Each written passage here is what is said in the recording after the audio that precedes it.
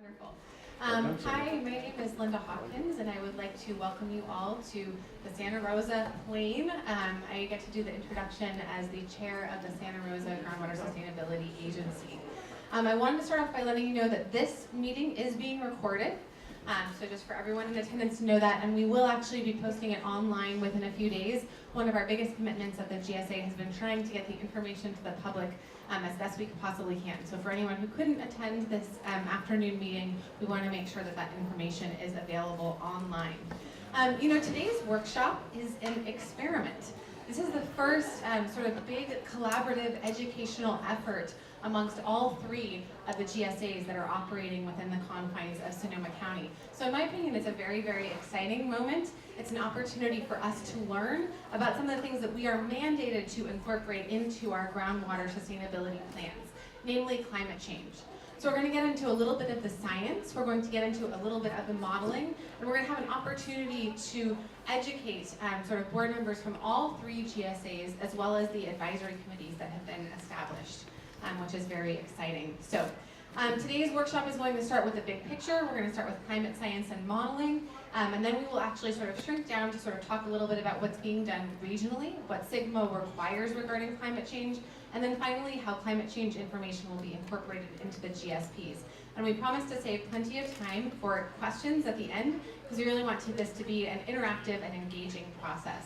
I'm going to try and keep my remarks brief because these guys know a heck of a lot more than I do, and I want to listen to them. But I'd like to start just by briefly introducing the members of the Santa Rosa Plain GSA, who either are in attendance presently or will be arriving here soon. I know there's some traffic on the freeway that might have delayed a few people. We've got Chris Bates from the Advisory Committee, Joe Gaffney, Matt O'Connor, Maureen Geary, all from the Advisory Committee, Rue Furch, Sandy Potter, Sebastian Birch, and Wayne Hayden, all from the Advisory Committee. We also have our former board member, Pam Stafford, board member Susan Harvey, and myself in attendance. And with that, I will pass over the microphone to my fantastic colleague on the Board of Supervisors and my GSA Chair in Arms, Supervisor Susan Warren. Thanks, Linda. We were just in one sort of ad hoc committee solving those problems, and yes, now we have some challenges with the GSAs. I am so excited to be a part of the Groundwater Sustainability Agency. As you know, I've worked with many of you over the past decade or two on water issues, always on surface water issues, and I said, when will California start integrating groundwater and surface water? And gee, they must have heard me. So indeed they did, and it produces such complexity in our three basins, and we're nervous about adding more basins, but I'm so delighted to be the chair, along with a lot of great people of the Sonoma Valley Groundwater Sustainability Agency, and I also represent, I think it's Sonoma Water on the Petaluma Valley GSA. And so I'm excited about getting better information, not only about Sonoma Valley, but Petaluma. And for all of you Santa Rosa folks, I just pray that Linda and Shirley represent you, so I don't have to be the alternate for yet a third GSA. And so, yes, you're having a lot more fun than we are, I think, but we're choosing an easier way to move forward, perhaps. So I'd like to introduce a couple of the folks here who work with me on the board. Vicki Mullis, I see you there. Mike San Giacomo, representing the North Bay Water District. I saw you sneaking in.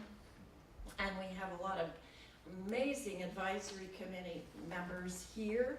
Ron Prushko, also from the Valley of the Moon Water District. You're on the board.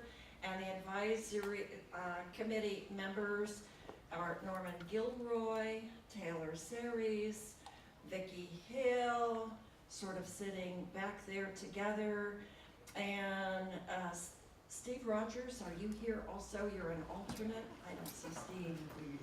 I don't think he's here, and flip the page.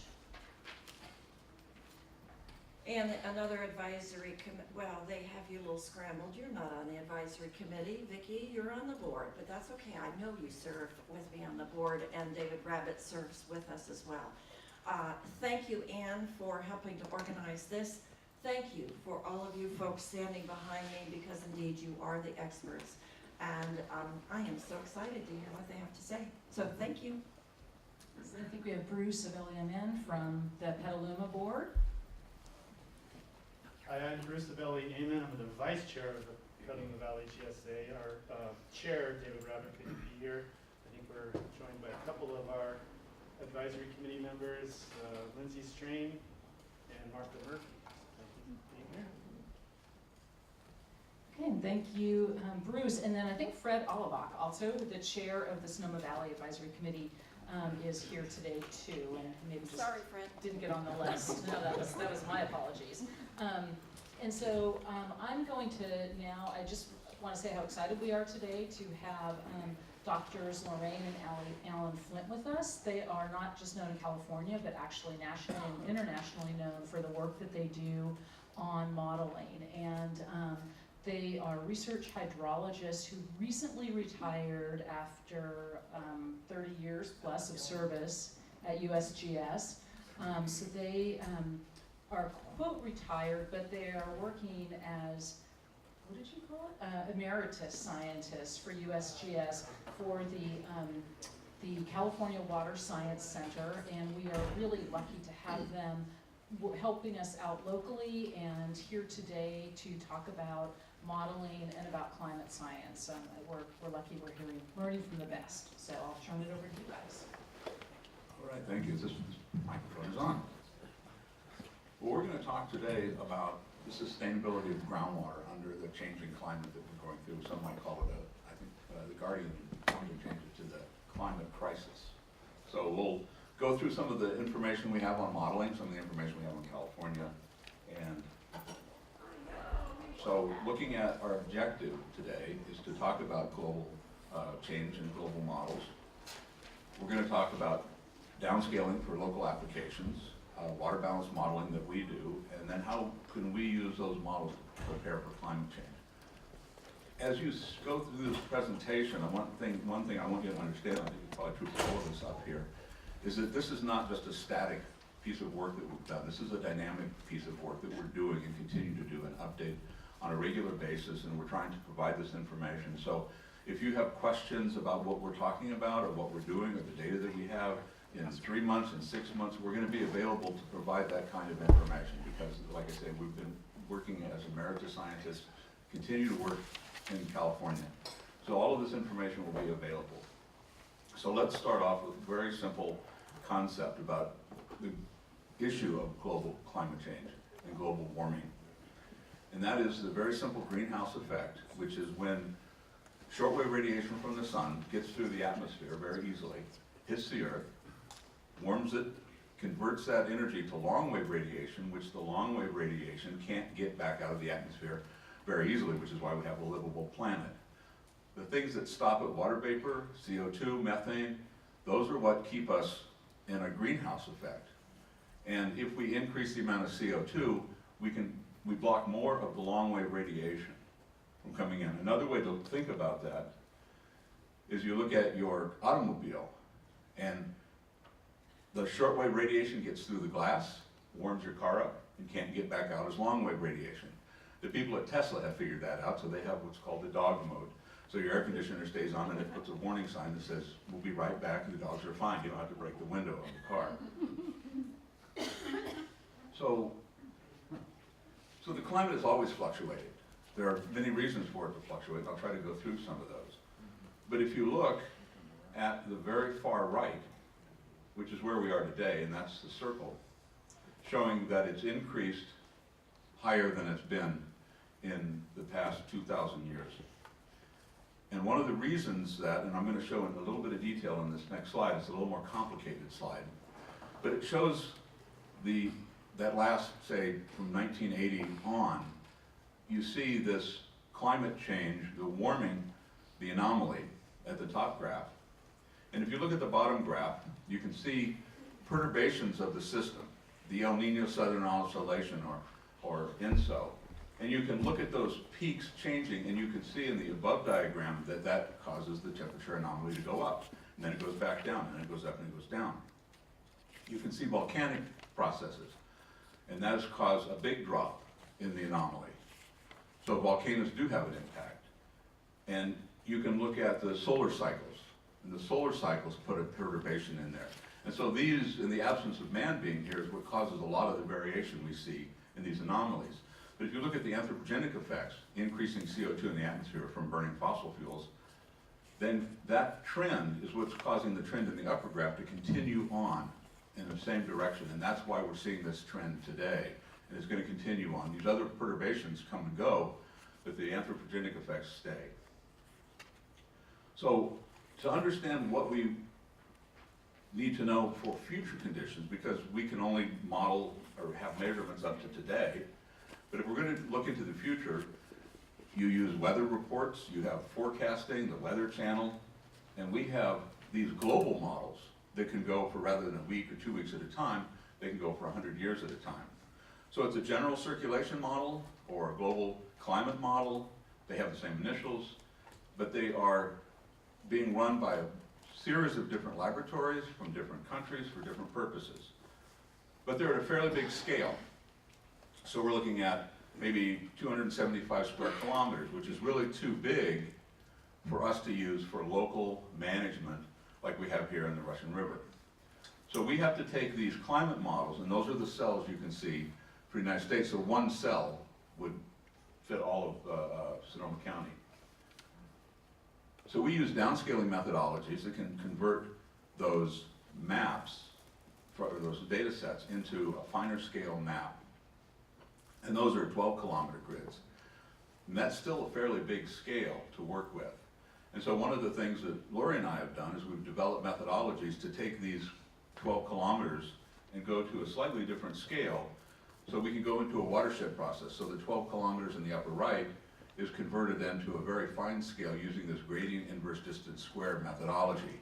That basically we're doing is we're looking at how the climate changes from east to west, north to south, with elevation, and we can use that to develop sort of a three-dimensional view of the climate and fill in the gaps between data sets, and using that information to develop these fine-scale models, which we do because we want to account for snow process on north and south-facing slopes, radiation loading on north and south-facing slopes, which influence vegetation, which influences, can influence stress on the landscape. And that is something with a finer scale helps us to do in very detailed watershed modeling. So in looking at these radiation forcings, as we call them, that are going to be driving our global climate models, we see on the left axis is a radiation forcing. This is in watts per square meter. And we're going to just think about the very top one, which is what they call a RCP 8.5. That's a radiation representative concentration pathway. What you can imagine is in 1980, that was 0. And what it amounts to is, imagine taking a 12-watt light bulb every square meter on Earth, all around the Earth, and somebody is sitting there with a switch, and they're slowly turning it on, and it's going up and up and up, and the lights are coming on. And in the year 2100, we're expected to have that, all those light bulbs running at about 8.5 watts per square meter. And that's the effective heat energy that we're trapping in the atmosphere. So that information then, and it continues on, if we keep a business as usual, this is called, that means if we don't do anything and just keep doing what we're doing today. And so that's going to be what's feeding these climate models. So you put that into the climate model, and all the climate models are using the same forcing, or different forcings. We look at the 4.5 or the 8.5. And so this is an example. This is the future for California based on a series of models. There are two sets of models here. One is the moderated 4.5, where we do some changes to the way humans behave, and we can influence the way we're adding CO2 to the atmosphere. The one thing to note about this particular graph is that there is plus and minus in terms of precipitation. So we're going to have increases in precipitation. If you look at the standard deviation versus the climate from 1980 to 2010, in the future, we're seeing this higher variability in precipitation. There's a lot more swings in all of these models. Most of these models have an increase in atmospheric rivers, or some atmospheric rivers, but they also have increases in droughts. On the x-axis, the temperature goes up. We don't have any models that say it's going to get cooler. They all say it's going to get warmer, and if we go for the 8.5, we're seeing an increase to 3 to 4 to 5, 6 degrees C in all of these models. So variability in precipitation, but increases in temperature, so it's going to get warmer. And the atmospheric rivers has a major impact on Sonoma County, has a major impact in California. It goes up and down the west coast. It provides something like 60 to 70% of the water in the Sierra Nevada mountains for snow. And the Russian River is a region that is sort of in this middle point where they go above and below and down, but we're right in that sweet spot for getting these atmospheric rivers. So we know those are coming. We can model those in the future. Those are what we put into our model to look at the hydrology. So the question we're looking at is, what is a model? So it's either a physical representation of a process, or it's a mathematical representation of a process. So here's the physical view. So we have precipitation, snowfall, evapotranspiration, we have sublimation, runoff, recharge, we have soil, groundwater, fractured bedrock. All of those things are in our model, and we can calculate a water balance from that to know how much recharge we get, how much runoff we get, how much is going to be lost by plants. In terms of our numerical sense, we have this basin characterization model which we've developed, which has all of these processes mathematically defined and run on big computers at daily time scales or monthly time scales. We do all of California at 270 meters. At 270 meters is about an 18-acre cell, each one in California. We have actual evapotranspiration. We have our local and recharge and runoff, and we have basin discharge and basin groundwater recharge. That's where we have information, so we can make maps on a daily basis or a monthly basis. And here's an example for California. This is a 30-year average. The graph on the left is the runoff is generated from those areas. You can see where the Central Valley, the soils are deep enough, not enough rain, the desert southwest, or the east part of the state in the south is not much recharge there. Or the right side, the right graph is recharge. So that's the amount of recharge. So you can kind of get a picture. Again, this is at 270 meters, so you can zoom in to your basin, to your watershed, and have some idea of what recharge has been like in the past. Our model runs from 1896 to 2000 and to 2099 with these future scenarios, but it's been run up to 2018 for the whole state. So that's the kind of information that we have available, and we have applied some of this information for other GSAs in the state and provided them with estimates of recharge for their basins, which they use to make some decision making. So now the question is what are the tools that support groundwater sustainability? And that's what Laura's going to talk about. So the modeling provides information and understanding so that we can then help try to make some of these decisions. And we believe that tools to aid assessments should provide information at multiple spatial scales so that we can look at watersheds and hill slopes, provides historical analogs and future projections, provides opportunities for scenario testing to support management decisions, and then it's constrained by deterministic processes and data so that we have some confidence in the results. So the data that Alan showed you, the maps he showed you can be zoomed in because we do it at a fine scale. So we can look at, this is the southern Russian River Basin. Left-hand side's recharge, right-hand side's runoff. And as you can see, there's more runoff than recharge in the basin, which is why there's reservoirs. They're spatially, runoff and recharge are spatially variable, and recharge doesn't always occur in the groundwater basins. You can see that the little black outlines outline the groundwater basins. Runoff may in fact contribute mountain front recharge to adjacent groundwater basins, and so you can't just look at the groundwater basin itself. You have to do your analyses at a watershed scale. So these are the main water budget components required by SGMA to quantify the amount of water coming in and out of your watershed. So this is from the water budget handbook. And these kinds of models, water balance modeling, can actually characterize a fair number of these. So it's an unimpaired model, but it can look at all of the things that aren't actually impairments. And then estimates of those managed components can be added to complete that water budget.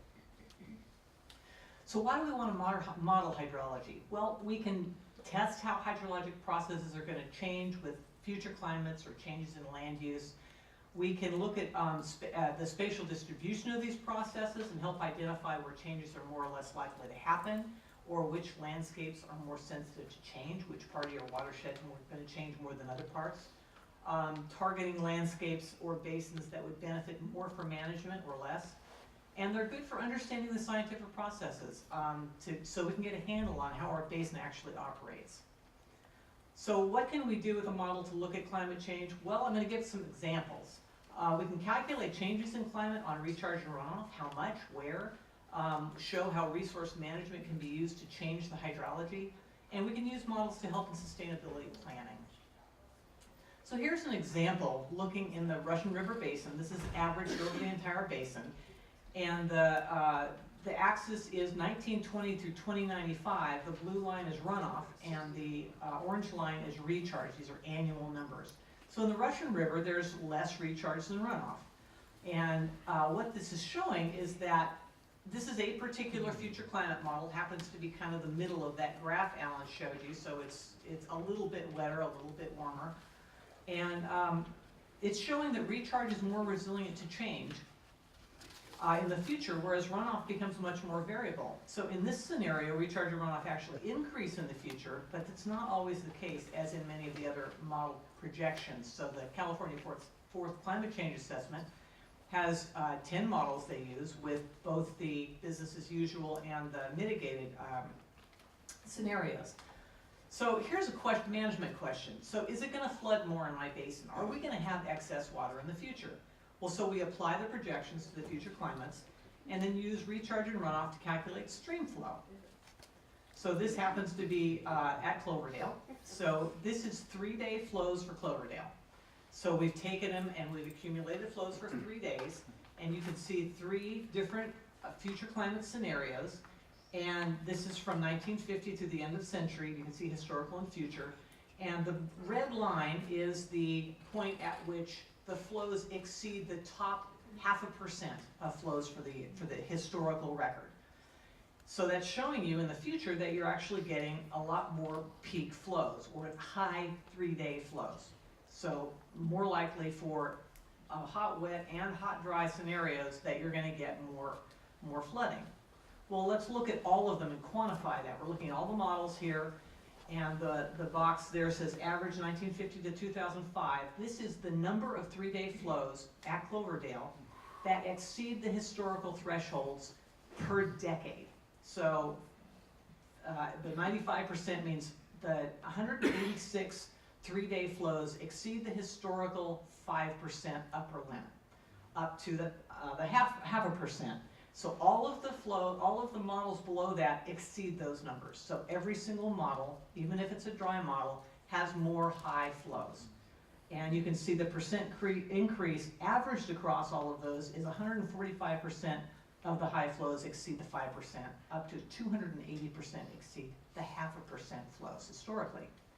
Okay, so this is going to happen more than likely. What am I going to do with that excess water? How can I capitalize on that? Well, DWR has a program that they're developing called FloodMar, which is Managed Aquifer Recharge, and it's using excess water when it's available to flood lands and recharge the aquifer. So we can either do it for wetlands, for habitat, rice fields for agriculture, for example, or off-season fallow fields of any kind, just to increase recharge.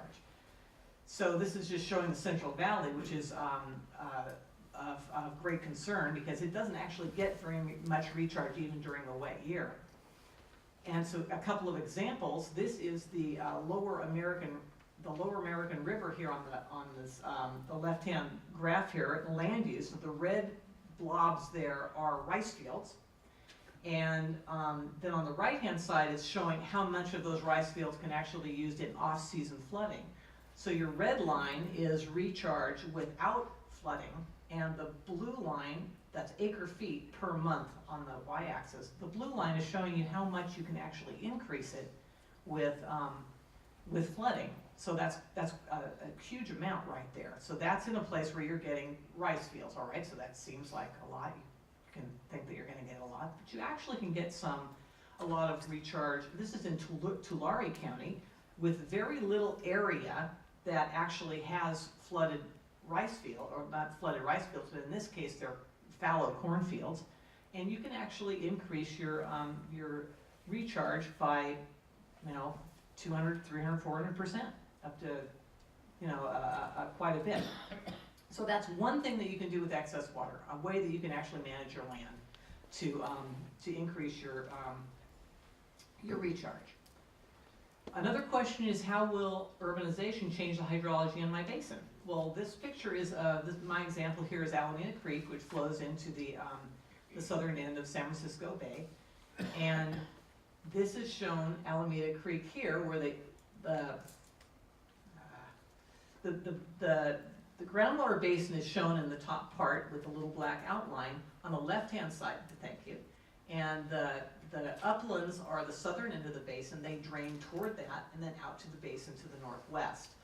And you can see recharge actually has most of its recharges around that little groundwater basin there. And the uplands are where the runoff occurs.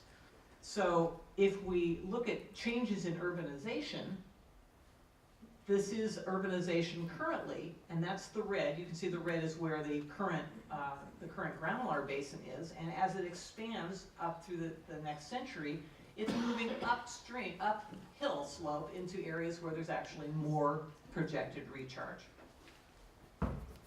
So if we run this through the model, the top graphic is with no urban projections in it at all. And this is just looking at a future climate model that ends up getting a little dry at the end of the century. And you actually have some years where you have more recharge and runoff. Some of the peaks you have more runoff than recharge. But when you add the urbanization into it, you're creating, at least for the peak flows you see, you're getting more runoff than you are recharge. So you're diminishing the recharge, and you're losing water from your basin that could ordinarily be used. So that's a test that you can do, or a scenario you can test to see what is going to happen in your basin and if that's something that would happen. Additional scenario testing for assessing groundwater sustainability include a number of things. So you can identify where you would do the best for monitoring if you're going to evaluate adaptive management plans. So you've got spatial models that determine where would be the best place to do this. Other things are, how can forest or soil management influence recharge if you were to invoke management plans? Where in your basin is recharge most vulnerable to climate extremes? What happens to your water if rangeland gets converted to agriculture? Pretty good questions to ask in this location. And we can also provide boundary conditions for groundwater flow models that simulate groundwater levels and include water transfers in agriculture. So these are a number of things that can be done with models. And lastly, we can consider for groundwater sustainability, we have to develop a water budget. That's part of the GSA plan. Well, tools can be used, these modeling tools can be used to model a number of the components of the water budget. Keep in mind, recharge doesn't only occur in the groundwater basin, and watershed scale assessments should be done. Long-term changes in the hydrologic processes can be assessed, as well as the spatial processes, so you know where things are going to happen in your watershed. And scenario testing provides a range of potential hydrologic outcomes to varying management or climatic conditions. And that's it. Thank you, that was terrific. I don't know about everybody else, but I certainly learned a lot from that. And what I'd love is if you could write down your questions and keep them. We're gonna go through all the presentations and then we'll do questions at the end. So now we're gonna bring on Jay Jaspers, who is the Chief Engineer for Sonoma Water and also the Director of Groundwater Programs. And Jay is gonna talk a little bit about regional water, what's already kind of been happening at the regional level with water resource and climate adaptation. Thank you, Ann, and good afternoon, everybody. So we're gonna pivot now from the scientists to water management perspective. And before we get to the groundwater management, I'm kind of in the middle, give you the perspective of a water manager from a more broad regional perspective on some of the things that we're involved with in the region on climate adaptation and how we actually utilize the information that folks like Alan and Lori and others develop for us, and how do we bring that into action. And I like to show this slide because from a regional water management perspective, this in one picture kind of shows what the story is. We really have four strategies for providing for reliable, sustainable water resources on a regional perspective. Recycled water and conservation programs on the right side there are strategies that we work to maximize, to offset water demands to the extent possible. And surface water and groundwater on the left are our two water sources, and we try to balance those by conjunctively managing them or managing them strategically. The important point here is that everything's connected. The more you change one of those boxes, everything will establish its new equilibrium. And so the choice we have before us is, do we let that happen haphazardly, or are we strategic about it and really drive for a better overall solution?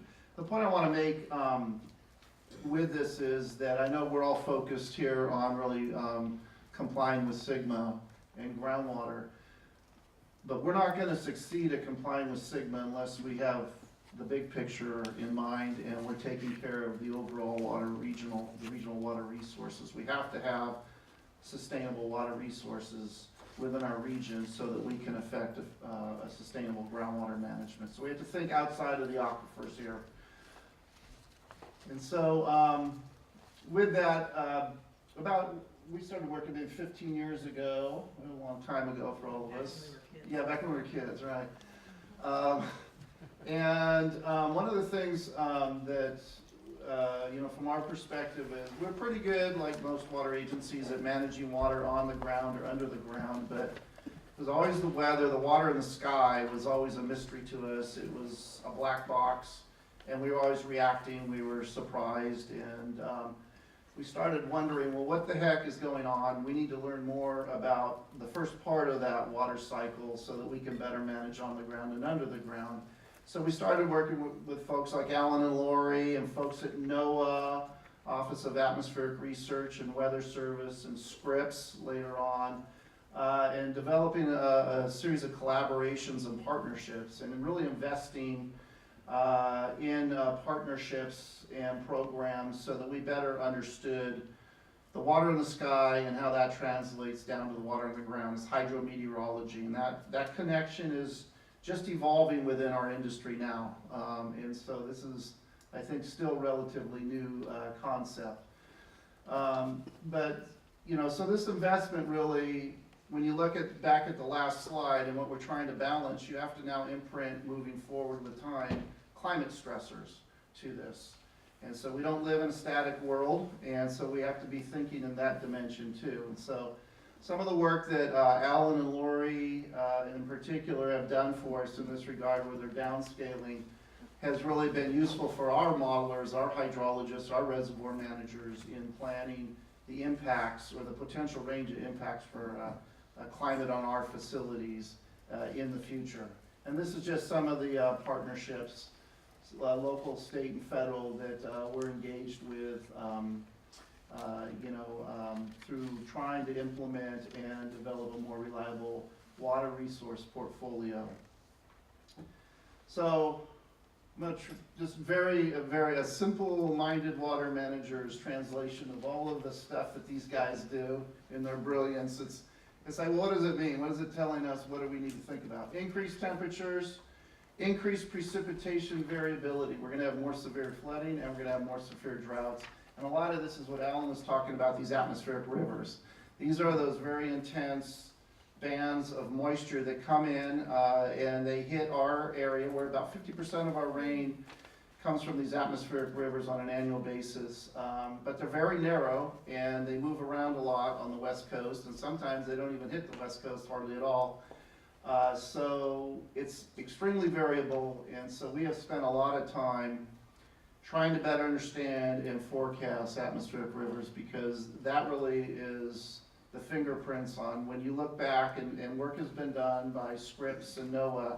When you look back at the last 100 years, they can go back and look at atmospheric rivers imprint on floods and droughts, and almost all droughts are due to lack of atmospheric rivers.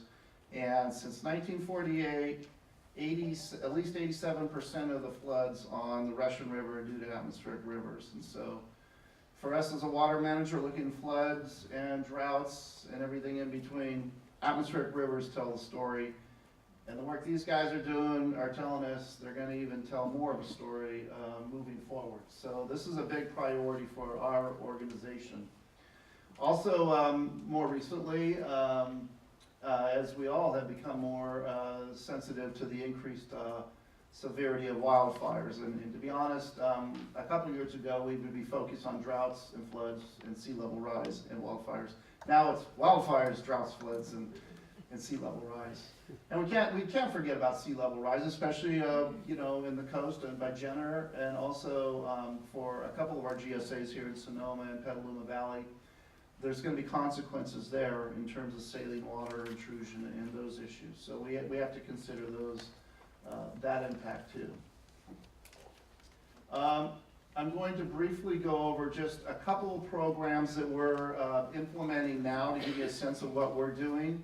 I'm not going to go over all of these, but my point here is that we can't think of climate change as in the future. It's happening now, and we have to be managing and being proactive now. And so we have to do things now. So I'm going to talk a little bit just about our first one there, forecast-informed reservoir operations, and then also the second one there, the AQPI project.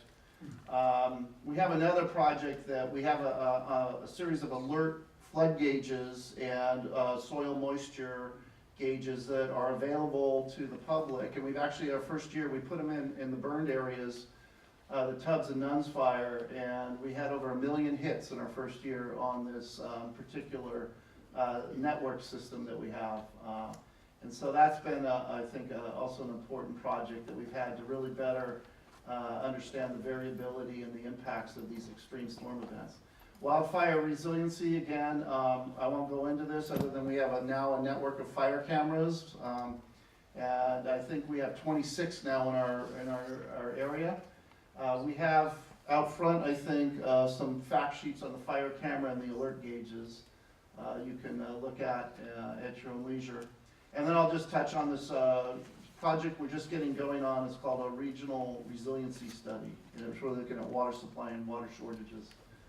So just very quickly, this project involves reservoir operations, and it's using forecasting and looking at these extreme events. And what we're trying to do here is just to try to use data and science in our operations. And this is Lake Mendocino, and this is storage, and this is the time here. This takes 2 years of 2012 to 2014, and the blue line is the actual water storage, and this dashed orange line is what's called the Army Corps' rule curve. And if the blue line is above the orange dashed line, then that's a flood control pool, and the water has to be released as quickly as possible by the Corps of Engineers per the rules that they have. If the blue line is below the orange line, then our agency manages this for water supply and in-stream flow releases. And so just taking quickly through 2 years, this is in late winter and of 2012, and you can see we're starting to have a dry year. And then we had atmospheric rivers events right at the right time. And this green line is the cumulative rainfall. And you can see when it jumps up, that's when we have atmospheric rivers. And so Mother Nature worked in perfect harmony with the Army Corps' rule curve, and everything was wonderful. Then the next year, it wasn't so rosy. We had our atmospheric rivers, but we had them in December. The Army Corps released over 27,000 acre-feet of water very quickly, And then what we didn't know is that it quit raining for 14 months and we had a very severe drought. And we had severe issues with maintaining water in the reservoir. We had to reduce releases down to 25 cubic feet per second. So the idea here is, can we save some of that water and use it so that we can have a more sustainable water supply, perhaps for recharge down the future. This one is just a quick picture of the new radars we're putting in for these atmospheric river events. And the National Weather Service radars, this is how they depicted one of the atmospheric river storm events in February in our county. This is the new radar we put in on a temporary basis. And so this is a lot better picture to manage flooding and anticipating that storm event than the older traditional radars that the Weather Service uses.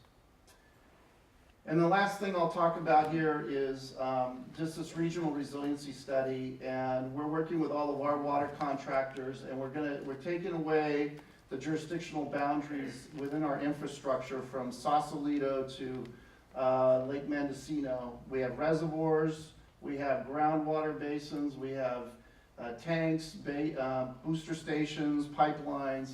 And what we're going to do is we're going to apply some water shortage, droughts, and also emergencies. And we're going to apply what I call stress tests. And we're going to see how the collective hardware, the infrastructure works to provide a resilient water supply or not. And then that hopefully will illuminate what projects collectively as a region we need to progress on and work together on in order to build our resiliency and our reliability of our regional water supply. So there's also things we could possibly do with changing our operations too. So that's what we're just getting going on. And the last slide here is just, we're capturing all this in a comprehensive climate adaptation plan that Sonoma Water is conducting, doing risk assessments on all of our facilities, both all water supply, flood control, and sanitation. So we take this very seriously, and this is a high priority for us. And so with that, I think I'll turn it to Em.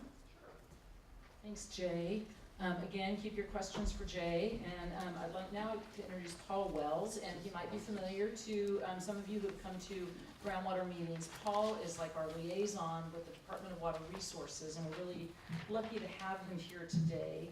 He's the manager of the Water Management Branch for the North Central region of DWR, and is going to be talking to us today about what SGMA requires regarding climate change and how we can take a look at that.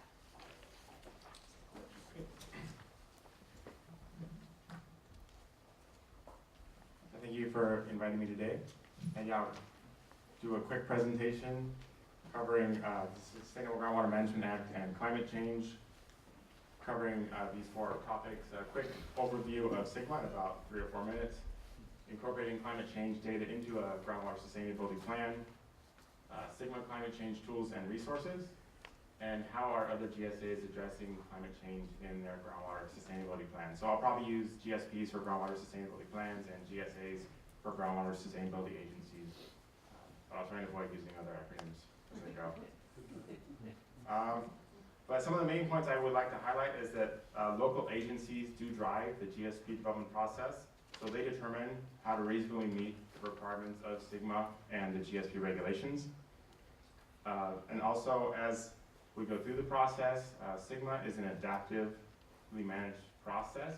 So the plan is due for these basins in 2022, but the implementation period is over 20 years from that. So the implementation period will be from into 2042, and it even extends beyond that as well. So annual reports are due after the plan, and the plan also requires 5-year updates. So as Jay was mentioning, water resiliency is a huge issue. The governor just issued an executive order requiring the 3 agencies listed at the bottom there to get together and prepare a water resiliency portfolio that meets the needs of California's communities, economy, and environment through the 21st century. So one of the goals is to develop a comprehensive strategy to build a climate resilient water system. And the chart on the graphic on the right shows the projected change from 1995 to 2070 in air temperature, which is the red bar, and precipitation, which is the blue bar. So that's reflecting what we've already heard, that we expect the temperature of the area to increase and also the area to get wetter in the future.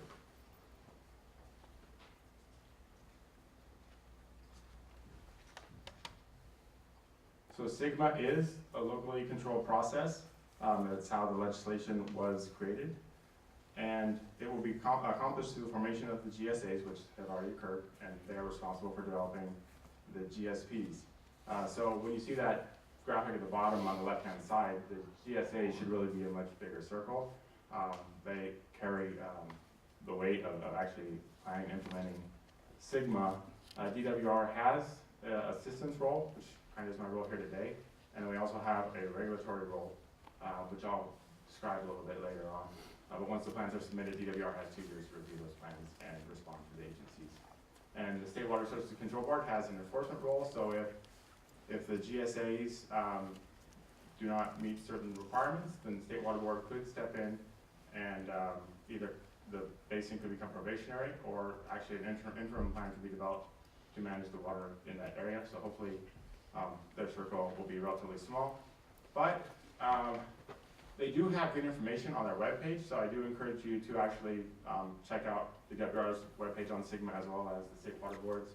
I was just looking there earlier today, and they had a good table on funding opportunities, which included both DWR's and the State Water Board's grant opportunities. And they had a summary of the SGMA legislation, which was updated through January 1st of 2019. So that's a nice document that they have. And I'll get to that, but I encourage everyone to always refer to the legislation and the GSP regulations, because that's the requirements that the plan review was based on at DWR. Oh, and on the right-hand side, the sustainability indicators are what DWR will do to review whether a basin is avoiding undesirable results in the basin. Oh, sorry, the GSAs are avoiding undesirable results in the basin. So lowering groundwater levels, reduction of storage, seawater intrusion, degraded water quality, land subsidence, and surface water depletions.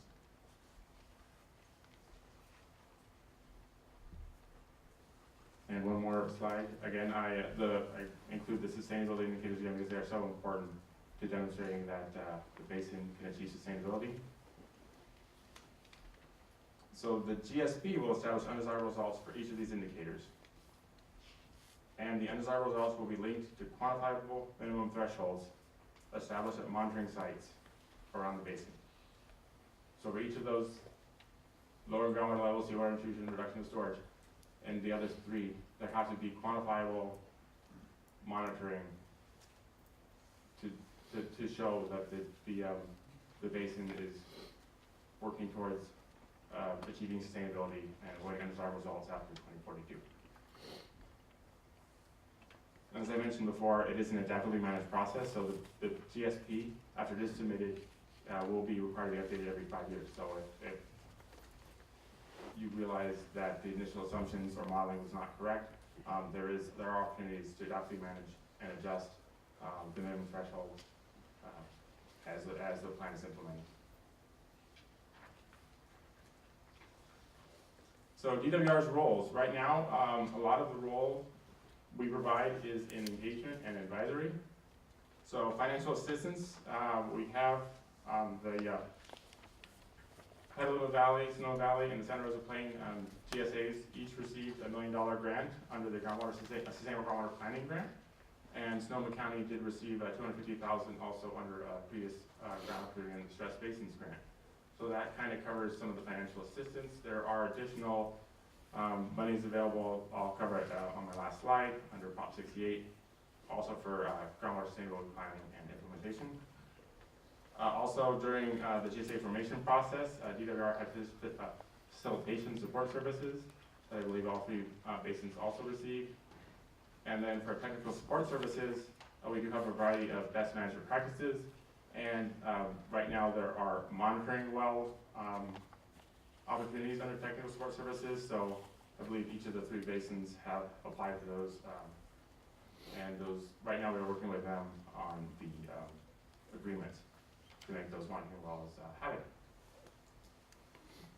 So you probably predominantly understand what DWR's regulatory role will be the review of the GSP, but we are also involved, you may be aware, under the basin prioritization process. So last summer, there were some basins in Sonoma County that were prioritized, I think as medium or high, and we received quite a few comments from a variety of people out here to ask us to review the data that analysis had been based on. So we were involved in that, obviously, and then in the basin boundary modification, that is something that also DWR has a regulatory role in reviewing. So down to the GSP, these are the sections of the GSP and what is required. And I highlighted a few of the areas where climate change would be considered or could be considered. Obviously, it could be considered throughout the GSP document. The development of climate change related inputs are important for the integrated hydrologic models, as has already been discussed. The calculation of projected water budgets, the establishment of the sustainable management criteria, and the evaluation of projects and management actions. And again, as I said earlier, the GSAs are responsible for determining the impact that they feel climate change will have on their basin. And also, as mentioned before, the climate change obviously has an impact not just in the basin itself, but in the contributing watersheds. And that should be considered as part of the evaluation.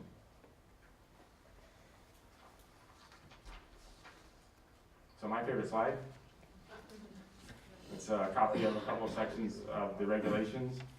And it is important to always refer back to the regulations so you know specifically what is required, and these will be what DWR looks at when we review the plans against what the requirements of the regulations are. So it is important in both the water budget and modeling, as it's in the GSP regulations, that climate change be considered as those sections are developed.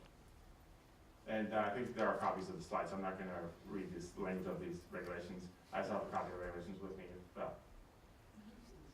Yeah, I carry my binder with me everywhere on the regulations.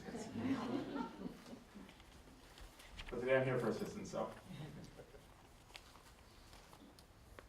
So really quick, as mentioned, right now you have information on historical water budget, which includes inflows, outflows for the basin using recent hydrology, water supply, water demand, and land use information. So you would want to review the uncertainties associated with climate change, land use planning, and sea level rise projections, and then incorporate other components which could include management actions, such as aquifer recharge, watershed management projects, recycled water, imported water, and water conservation programs, which you covered in some of your slides. So, and then combine that all together to get a projected future water budget, which you can utilize to estimate future conditions of supply, demand, and aquifer response to GSP implementation. And I mentioned at the beginning, data gaps are okay. It's understood that you will have data gaps as part of the process, but the goal is to have those identified in the GSP, that you kind of know the areas where you would like to have additional information on.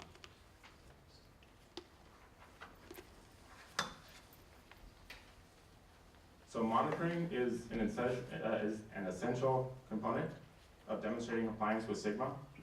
So as I mentioned, and I copied it again on this slide, the 6 sustainability indicators each will require monitoring to show that the minimum